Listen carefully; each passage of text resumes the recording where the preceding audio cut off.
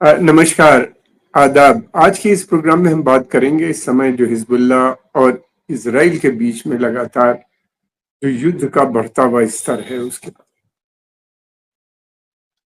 कुछ घंटों पहले इजराइल ने जो थी वो massive air strike south Lebanon में की, जहाँ पे हिजबुल्लाह जो कि एक शिया मलेशिया ग्रुप है जिसको कि ईरान का समर्थन हासिल है। इजराइल का मानना यह है कि ये एक आतंकवादी संगठन है। अमेरिका और पश्चिमी देश भी बहुत से उसको आतंकवादी संगठन मानते हैं।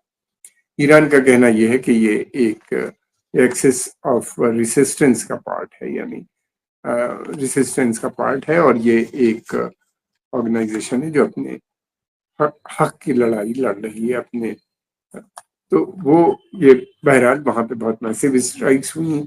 इसराइल का कहना यह है कि उसने बहुत से इनके जो रॉकेट्स थे जिनसे ये अटैक करने वाले थे इसराइल के ऊपर, उनको ध्वस्त किया, मिलिट्री टारगेट्स को असर किया। इसराइल की पॉलिसी ये है कि हिजबुल्लाह को पहले ही डिग्रेड कर दो, मिलिट्री कैपेबिलिटी यानी उसके सैन्य शक्ति को का जितना हो सके विनाश उतना करो। ये लगातार वो कर रहे हैं, एक तरफ इनका और दूसरी तरफ उसके कमांडर्स का। तो इसी ये प्रिवेंटिव स्ट्राइक्स थी उनकी।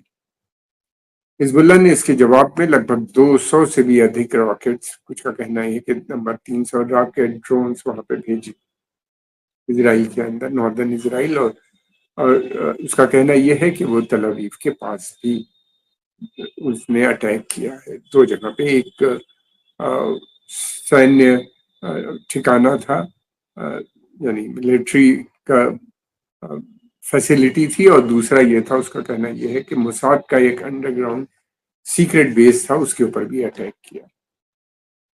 इजराइल का कहना यह है कि उसको कोई क्षति नहीं पहुंची। जो भी ड्रोन्स आए थे या आए थे उसको, उसका जो मिसाइल डिफेंस सिस्टम है आयरन डोम, उसको रोकने में कामयाब हो गया। हमने देखा है हमेशा कोई भी मुल्क या कोई भी ऑर्गेनाइजेशन जो उसका ऑब्जेक्टिव होती है उसी की तारीफ करती है, अपने ऑब्जेक्टिव को पूरा बताती है, और दूसरा उसको पूरा डिनाई करता है। इजराइल ने कहना है कि नहीं, हिजबुल्लाह ने कहा का कहना यह है कि उसने काफी क्षति पहुंचा दी। ये सही है कि नॉर्दर्न इजराइल में 60,000 और कुछ रिपोर्ट्स के हिसाब से 1 लाख से भी ज्यादा लोगों को विस्थापित हुए हैं, वहां पे छोड़ के उनको जाना पड़ा, क्योंकि हिजबुल्लाह लगातार वहां पे अटैक करती रहती है। और वो जो एरिया है, ऑक्युपाइड टेरिटरीज जो है, गोलान हाइट्स की, उस पर भी लगातार इनका हिजबुल्लाह का अटैक रहता है। उसकी वजह से काफी बड़ा टेंशन। ये एक अलग बात है। अब ये देखना ये है कि हिजबुल्लाह ने कहा कि ये फर्स्ट फेज जो है था उसके अटैक का, ये पूरा हो गया, और उन्हीं ने भी कहा है, इजराइल ने भी, कि उसका ये प्रिवेंटिव स्ट्राइक्स फिलहाल कंप्लीट हो गई है। लेकिन ये जरूर कहा है कि ये पहला फेज है, और भी हो सकता है, यानी और भी वो अटैक करेगा। कितना अटैक करेगा, कब करेगा, इसका पता नहीं है। दूसरी बात ये भी है कि ये पूरा जो था एक शॉर्ट नोटिस पे ये सब संभव नहीं है। इसराइल ने जिस तरीके से अटैक किया, इसके मतलब ये है कि इसराइल काफी समय से तैयारी कर रहा था इस अटैक के लिए, और वो उसके पास एक लगातार इंफॉर्मेशन आ रही होगी कि हिजबुल्लाह क्या तैयारी कर रहा है, हिजबुल्लाह किस तरह से उसके ऊपर अटैक कर रहा है। लेबनान में उसका काफी वहां पे उसके मोल्स हैं जहां जो उसको खबर देती रहती हैं, और उसके चलते हुए हमने देखा है कि फवाद शुक्र और बहुत से दूसरे कमांडर्स की भी हत्या इसराइल ने की है मिसाइल्स के माध्यम से या ड्रोन से। तो ये एक उसके पास काफी इंफॉर्मेशन है। ईरान में भी उसके पास काफी इंफॉर्मेशन है। जिस तरीके से इस्माइल हानिया की हत्या हुई, या उससे पहले कुछ साइंटिस्टों की जो हत्या हुई, यह है कि उसके लोग वहां पे मौजूद हैं इन दोनों जगह। अब ये है कि अब ये स्ट्राइक के बाद फौरन ही इसराइल ने अपना बेन गुरियन एयरपोर्ट जो था उसको बंद कर दी थी, टेम्परेरी इमरजेंसी भी लगा दी थी, और पावर्स का इस्तेमाल किया था, इमरजेंसी पावर्स का भी इस्तेमाल किया था, और बहुत सी मेजर्स ले लिए थे। थोड़ी सी सैंक्शंस की भी बात, मीडिया पे कर्ब्स की भी बात उन्होंने की।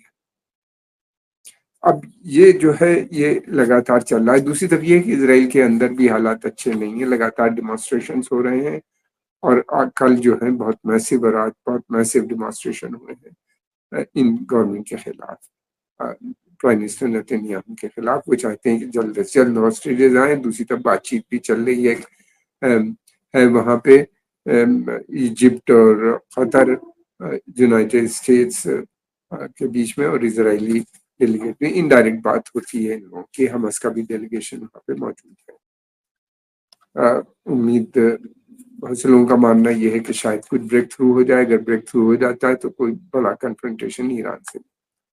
अब ये देखना है कि ये जो है आने वाले समय में किस तरीके के वहां पे डेवलपमेंट होते हैं। क्या ये है कि हिजबुल्ला आने वाले समय, उसने कहा कि हमने फुआद शुक्र जो उनका सीनियर कमांडर था उसका बदला लिया है। ये पहला फेज है। अब उसके बाद दूसरा फेज कब शुरू होगा, क्या होगा। और ये भी कहते हैं कोऑर्डिनेटेड अटैक्स की भी बात करते हैं ईरान के साथ मिलके। ईरान, हिजबुल्ला, हूती, ये सब अटैक करने की भी प्लानिंग करते हैं। अब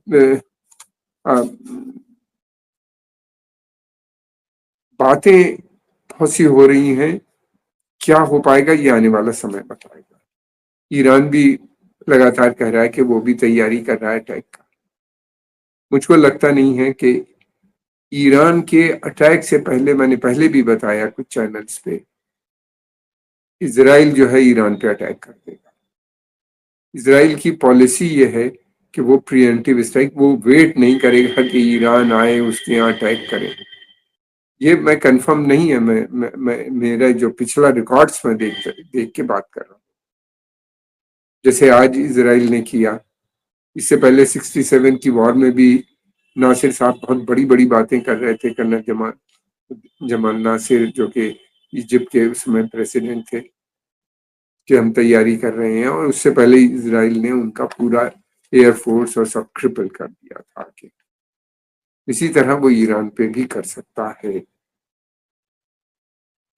और देखना ये क्या ईरान पे अकेले करेगा या हिजबुल्ला, हमास, हूती, इन सब जगहों पे मिलके, या शिया मलेशिया इराक में और सुन्नी शिया मलेशिया इन सीरिया, इन सब पे साथ उसका अटैक होगा, ये आने वाला समय बताएगा। ये भी देखने की बात है कि अमेरिका जो उसने चारों तरफ अपना युद्धपोत यानी जो नेवल प्रेजेंस है वो बढ़ा रखी है। उसके नेवल शिप जो है वहाँ पे, मैंने पहले भी बताया था कि रेड सी में भी है हूती से डील करने के लिए, और फिर पर्शियन गल्फ यानी खाड़ी में भी है, अरब की खाड़ी जो है उसके अंदर भी है।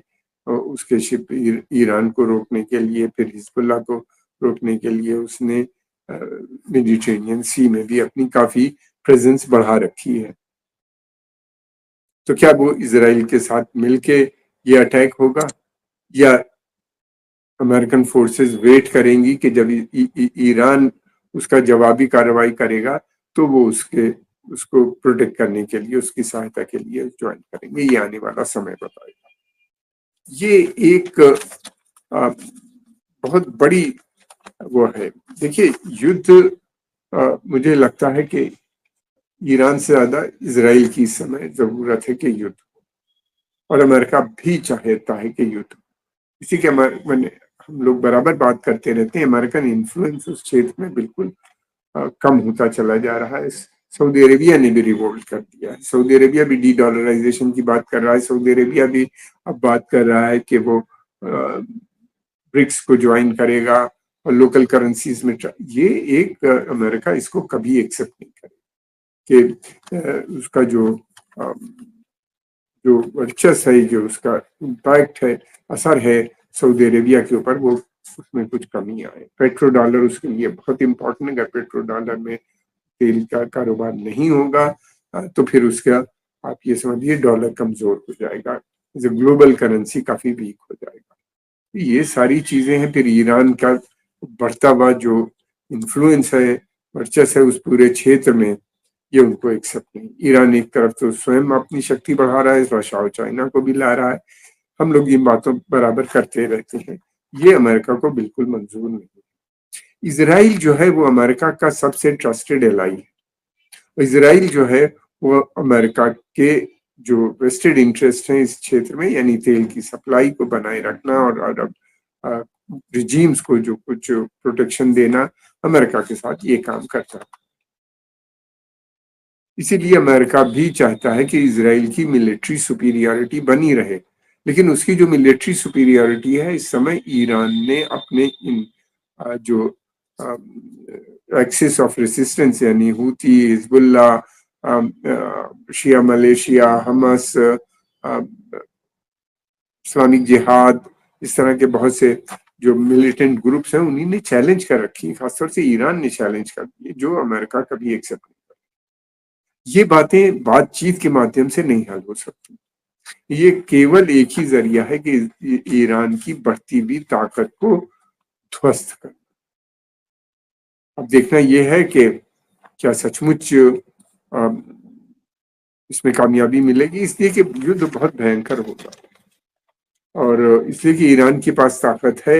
ईरान, हाँ ये सही है कि अमेरिका दुनिया का सबसे शक्तिशाली देश है, उसके वो इस तरह की जंग 5-6 मुल्कों से एक साथ लड़ सकता है, बल्कि और ज्यादा देशों से उनको ध्वस्त भी कर सकता है, मगर युद्ध के माध्यम से वो अपने ऑब्जेक्टिव को नहीं पूरा कर सकता, ये भी तय बात है। इसलिए कि मल्टीपोलर वर्ल्ड बन चुका है। अमेरिका कमजोर नहीं हुआ है, लेकिन ये कि दूसरे देश काफी शक्तिशाली हो गए, जैसे इंडिया है, भारतवर्ष है, ब्राजील है, साउथ अफ्रीका है, रशिया दोबारा से बहुत पावरफुल हो गया है, चाइना बहुत पावरफुल हो चुका है। इस तरह से बहुत से देश हैं जो ब्रिक्स के मेंबर हैं, बनते चले जा रहे हैं। वो सब देश जो हैं अब वो इंडिपेंडेंट फॉरेन पॉलिसी की बात करने लगे हैं, सऊदी अरेबिया और दूसरे देश। ये एक बड़ा विडंबना है अमेरिका के सामने। तो बड़ी पावर्स का हमने देखा है कि हमेशा उन्हीं ने युद्ध का से काम लिया है, युद्ध से अपने वर्चस्व को बनाने का काम किया। लेकिन मैं समझता हूँ, मैं क्या बहुत से लोग इस बात को मानते हैं कि युद्ध से मसले हल नहीं होते, युद्ध एक स्वयं एक बड़ा मसला है। ये बहुत दिनों से बात हो रही है, अब देखना यह है कि किस तरीके से होता है। क्या ईरान के ऊपर इसराइल पहले वार करेगा? क्या इसराइल अलाउ करेगा ईरान को कि वो उसके ऊपर आए, अटैक करे, फिर उसका वो जवाब दे? मुझे नहीं लगता ऐसा।